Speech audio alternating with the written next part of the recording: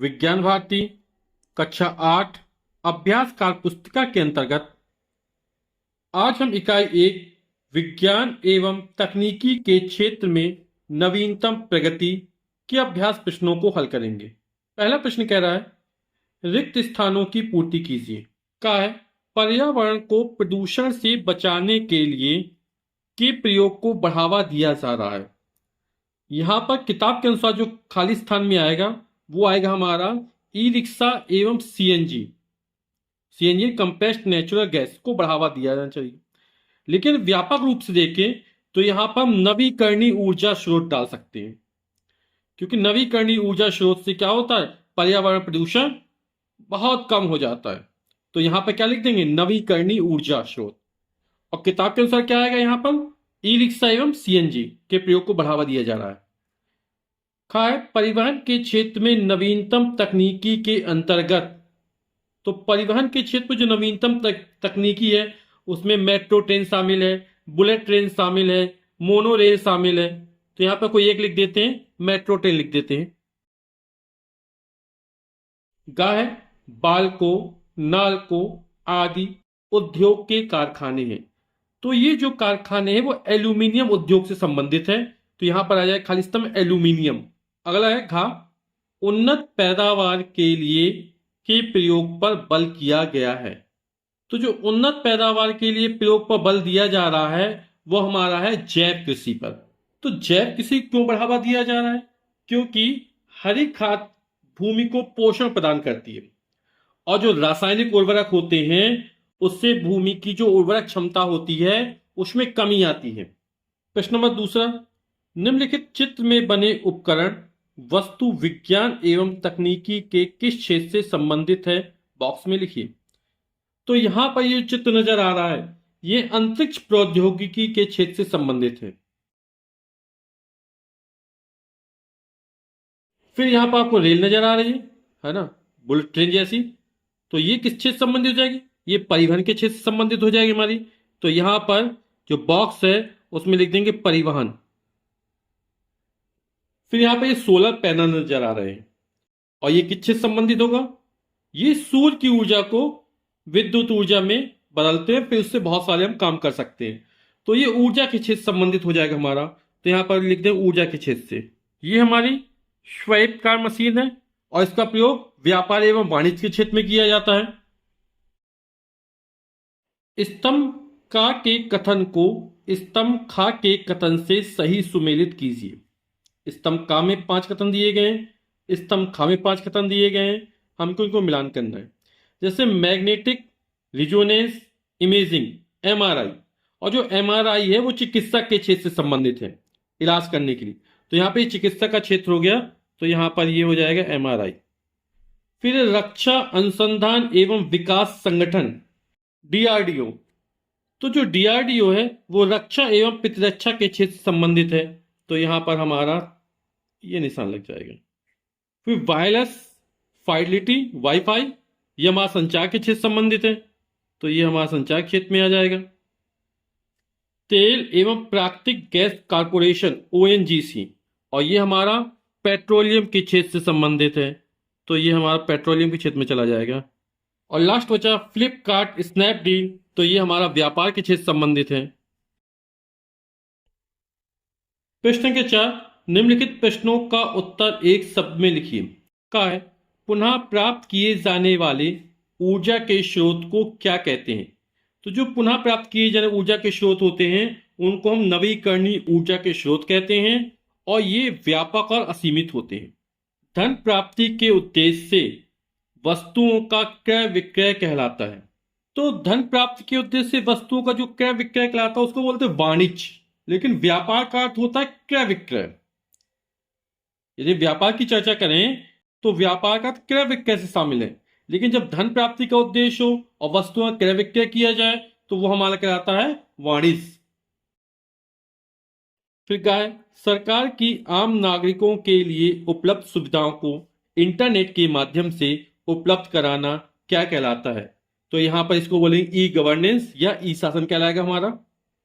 कच्चे माल को मूल्यवान उत्पाद में परिवर्तित कर अधिक मात्रा में वस्तुओं के उत्पादन को क्या कहते हैं। तो इसको विनिर्माण या वस्तु निर्माण कहते हैं।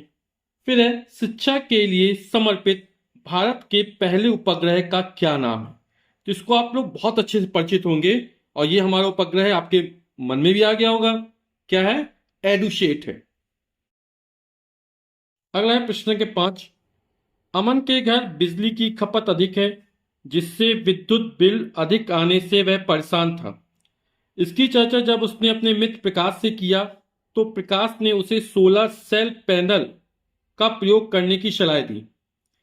सोलर सेल पैनल के प्रयोग से क्या फायदा होगा, संक्षेप में लिखिए। तो यहां पर सोलर सेल पैनल जो होता है वो सूर्य की जो सौर ऊर्जा होता है उसको विद्युत ऊर्जा में बदलता है। तो इसके प्रयोग से एक बार जब शुरुआत में लगवा देंगे तो बिजली का बिल बहुत कम हो जाएगा। हम यहाँ पर ऊर्जा का उत्पादन करेंगे, है ना। और क्या करेंगे, ये हमारी पर्यावरण प्रदूषण एवं पर्यावरण क्षति को भी क्या कर देगा, कम कर देगा।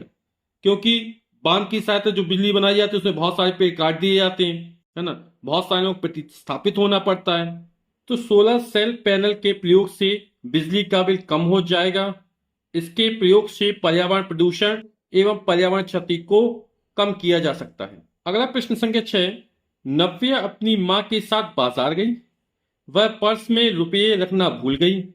इसके बावजूद दोनों ने खरीदारी कर भुगतान किया। सोचिए, बिना नकद धनराशि के नव्या और उसकी मां ने कैसे खरीदारी की। तो आजकल डेबिट कार्ड, क्रेडिट द्वारा भुगतान हो जाते हैं। स्वाइप मशीन रखी होती है, उसकी सहायता से भुगतान कर सकते हैं। आजकल मोबाइल में कई तरह के ऐप आ गए हैं, जैसे फोन पे ऐप, पेटीएम, गूगल पे। तो इससे ऑनलाइन लेन देन में आसानी होती है। तो इन्हीं का प्रयोग करके नव्या और उसकी मां ने क्या किया होगा, खरीदारी की होगी और भुगतान किया होगा। तो क्रेडिट कार्ड या डेबिट कार्ड के प्रयोग द्वारा भुगतान कर सकते हैं। मोबाइल पर फोन पे ऐप, पेटीएम या गूगल पे के प्रयोग से, या फिर ऑनलाइन लेन देन प्रसंस्करण। प्रश्न संख्या 7 कह रहा है, रमन के माताजी गंभीर बीमारी से पीड़ित थी। उन्हें ले जाकर डॉक्टर को दिखाना मुश्किल था। उसने मोबाइल पर डॉक्टर से चिकित्सीय परामर्श लेकर इलाज कराया, जिससे उसकी मां को आराम मिला। चिकित्सक इस पद्धति को क्या कहते हैं, इस चिकित्सा पद्धति के क्या फायदे हैं। तो जो चिकित्सा पद्धति है, घर बैठे हम मोबाइल के द्वारा डॉक्टर से चिकित्सीय परामर्श ले सकते हैं। ऐसी पद्धति को हम टेली चिकित्सा कहते हैं। इस पद्धति क्या फायदे हैं, इससे क्या होता है, हम घर बैठे ही इलाज मिल जाता है, जिससे हमें आने जाने में जो धन की बर्बादी होती है या फिर समय जो खराब होता है उससे हम बच सकते हैं। और हम घर बैठे दूर दराज में या दूर स्थित डॉक्टर से भी सलाह ले सकते हैं। तो पद्धति का नाम टेली चिकित्सा हो गया। इसके प्रयोग से समय एवं धन की बचत होती है एवं घर बैठे इलाज मिल जाता है। कई डॉक्टरों से चिकित्सीय परामर्श भी ले सकते हैं। प्रश्न संख्या 8 कह रहा है, संगीता को एक शादी समारोह में शामिल होने के लिए प्रयागराज से दिल्ली जाना है। सोचकर बताइए कि संगीता सपरिवार किस किस साधन से दिल्ली जा सकती है। तो ट्रेन, बस, कार, हवाई जहाज आदि साधनों का प्रयोग करके वो प्रयागराज से दिल्ली जा सकती है। अगला प्रश्न है प्रश्न संख्या 9। चित्र में दिखाई गई मशीनों की दैनिक जीवन में क्या उपयोगिता है। तो ये जो हमारी मशीन है वो स्वाइप कार्ड मशीन है। और इसकी मशीन से क्या किया जाता है, कार्ड लगाकर भुगतान किया जा सकता है। इसका प्रयोग अपन मॉल में देख सकते हैं, दुकानों में देख सकते हैं या बैंकों में देख सकते हैं। तो चित्र में स्वाइप कार्ड मशीन दिखाई गई है। इस मशीन के प्रयोग से डेबिट या क्रेडिट कार्ड के माध्यम से भुगतान किया जा सकता है। बैंकों में धन आहरण एवं जमा करने की सुविधा इस मशीन से होती है। फिर ये मोबाइल है। मोबाइल संचार एवं मनोरंजन का अच्छा संसाधन है। आप लोग मोबाइल के प्रयोग से बहुत अच्छे से परिचित हो गए होंगे, है ना। इससे हम क्या कर सकते हैं, वॉइस कॉल कर सकते हैं, वीडियो कॉलिंग कर सकते हैं, चैटिंग कर सकते हैं, ईमेल भेज सकते हैं, है ना, गेम खेल सकते हैं, सोशल मीडिया प्लेटफॉर्म जैसे फेसबुक, ट्विटर, इंस्टाग्राम आदि का प्रयोग कर सकते हैं, है ना। ऑनलाइन कुछ भी सर्च करना उसको कर सकते हैं। लेन देन में बहुत उपयोग, इसके पहले प्रश्न में हल भी किया था। टेली चिकित्सा में इसका प्रयोग कर सकते हैं। तो इसका प्रयोग बहुत व्यापक हो चुका है। प्रश्न संख्या 10 है, रहीम अपने गांव घूमने गया, वहां उसने देखा बिजली के बल्ब व पंखे 16 सेल पैनल से चल रहे थे। खाना बनाने के लिए गोबर गैस का प्रयोग हो रहा था। पवन चक्की से आटे की चक्की चलाने व कुएं से पानी निकालने का कार्य हो रहा था। बताइए का उपयुक्त उपकरण के प्रयोग को बढ़ावा देना चाहिए या नहीं। तो इस तरह के प्रयोग को बिल्कुल बढ़ावा देना चाहिए, क्योंकि ये ऊर्जा की बचत करती हैं। तो इस तरह के उपकरण के प्रयोग को बढ़ावा देना चाहिए, क्योंकि ये सभी नवीकरणीय ऊर्जा के स्रोत हैं जो व्यापक और असीमित है। इनके प्रयोग से पर्यावरण क्षति को बचाया जा सकता है। फिर कहा है, सोलर सेल पैनल, गोबर गैस, पवन चक्की से प्राप्त ऊर्जा किस प्रकार की ऊर्जा है। तो इसको नवीकरणीय ऊर्जा या अक्षय ऊर्जा कहते हैं। प्रश्न संख्या 11 है, विज्ञान और प्रौद्योगिकी के विकास के कारण मनुष्य को लाभ व हानि दोनों हुए। नीचे दिए गए सामग्री के सम्मुख सामग्री से मनुष्य में होने वाले लाभ व हानि को संक्षेप में लिखिए। तो सामग्री रासायनिक खाद, लाभ क्या है, कृषि उपज में वृद्धि होती है। लेकिन जब रासायनिक खाद का प्रयोग अधिक करते हैं तो ये मिट्टी की उर्वरक क्षमता में कमी लाती है एवं स्वास्थ्य पर प्रतिकूल प्रभाव पड़ता है, क्योंकि रासायनिक खाद के प्रयोग से बहुत सारी बीमारियां भी हो सकती हैं। परमाणु बम, रक्षा एवं प्रतिरक्षा के क्षेत्र में प्रगति हुई है, लेकिन इसके प्रयोग से पर्यावरण प्रदूषण एवं मानव जीवन खतरा उत्पन्न हो गया। परमाणु बम हिरोशिमा और नागासाकी में गिरे थे जापान में, तो वहां पर अभी भी उसके रेडिएशन का असर रहता है। तो ये एक बहुत खतरनाक बम है ना। मेट्रो ट्रेन, लंबी यात्रा कम समय में एवं सुविधापूर्वक होती है। अब मेट्रो लाइन जहां बिछाना पड़ता है तो वहां बहुत सारे पेड़ों की कटाई करनी पड़ती है, तो लाइन एवं स्टेशन बनाने के लिए हजारों पेड़ों की कटाई हो जाती है, तो इससे पर्यावरण को क्षति पहुंचती है। सोलर पैनल ऊर्जा का सीमित संसाधन है। इसमें सौर ऊर्जा को विद्युत ऊर्जा में बदला जाता है, लेकिन हालांकि इसमें कोई कमी नहीं, लेकिन महंगा उपकरण मान सकते हैं इसको कि ये हानि है। स्वैप कार्ड मशीन लेन देन प्रक्रिया को आसान बनाती है। अभी 90 और स्कीमा की चर्चा की गई थी, है ना। तो हमें कैश रखने की जरूरत नहीं है, लेकिन धोखाधड़ी का खतरा पैदा हो सकता है। मोबाइल संचार एवं मनोरंजन का अच्छा संसाधन है। मोबाइल का प्रयोग बहुत व्यापक हो सकता है, कई क्षेत्रों में उपयोग किया जाने लगा है, लेकिन इसके अधिक प्रयोग से क्या हो सकता है, आंखों पर असर पड़ता है, हमारे स्वास्थ्य पर असर पड़ता है, क्योंकि इससे निकलने वाला विकिरण स्वास्थ्य पर खतरा डाल सकता है। प्रश्न ये 12 कह रहा है, पर्यावरण को प्रदूषण से बचाने के लिए क्या उपाय किए गए हैं।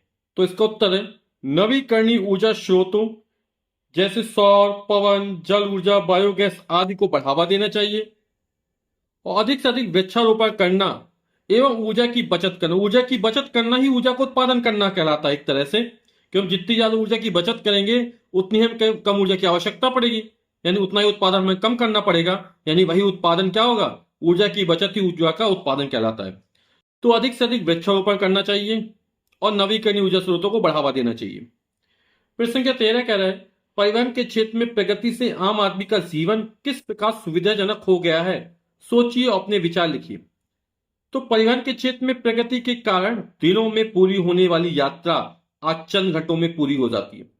इस क्षेत्र में प्रगति के कारण कच्चा माल एवं उत्पाद एक स्थान से दूसरे स्थान तक आसानी से पहुंच जाता है।